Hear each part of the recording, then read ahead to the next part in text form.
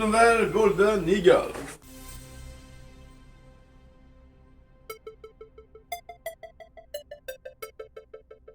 Sur la Golden Eagle, l'attrait le plus avantageux esthétique est bien évidemment le moteur de damper dissimulé sous la plaque de protection de la fournaise.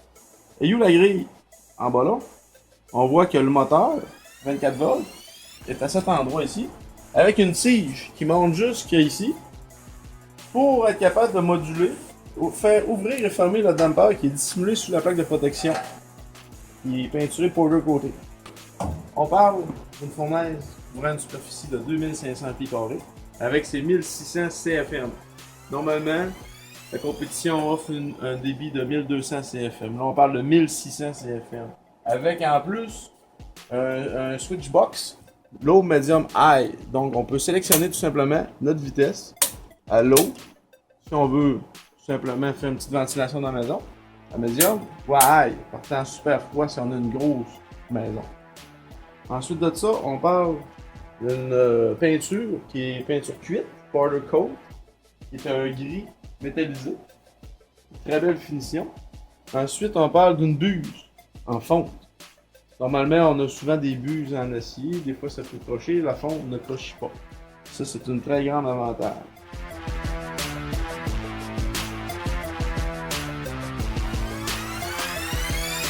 On a 3 panneaux, à droite, à gauche et en arrière, pour être capable de mettre le caisson de ventilation, comme offre le standard marché.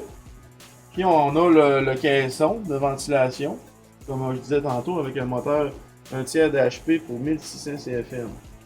Ensuite de ça, regardons un peu l'échangeur, comment il est construit. On parle d'une épaisseur d'acier de 1 quart d'épais.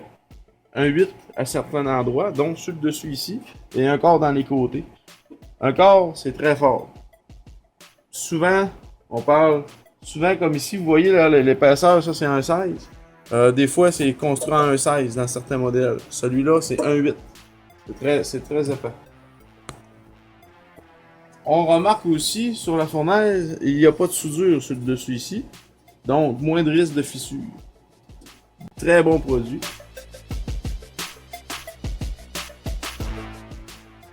La Golden Eagle est munie d'une chambre à combustion de 3,6 pieds cubes. C'est une très grande chambre à combustion. Et la facilité d'installation est surprenante. Un peu n'importe qui est capable de s'installer, conformément au règlement bien sûr, conseillé par des spécialistes.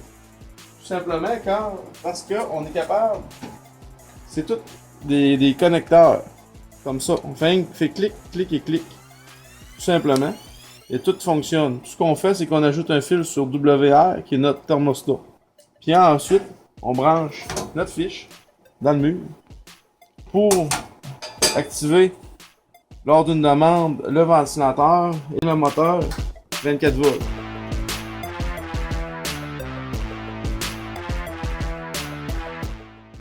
On parle de 3,6 pieds cubes avec 4 tubes en stainless pour rebrûler les gaz.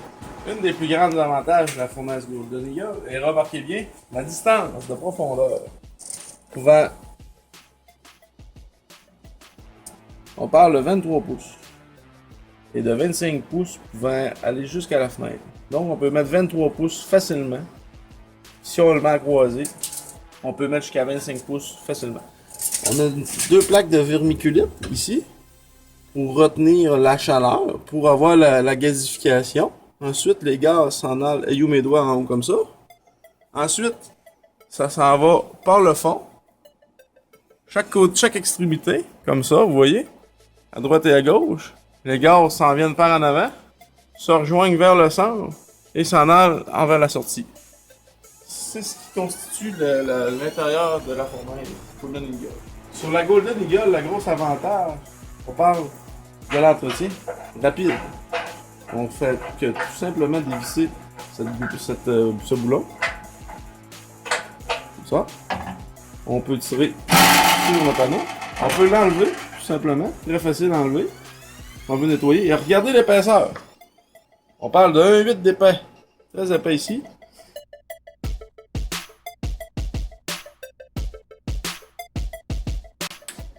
Puis on parle de 3 tubes. Plaque pour le cendrier. On peut remarquer qu'on a une grande capacité de cendrier. Et ce qui est intéressant, c'est qu'on a une belle grille pour envoyer la cendre dans le même cendrier. On réinstalle la plaque.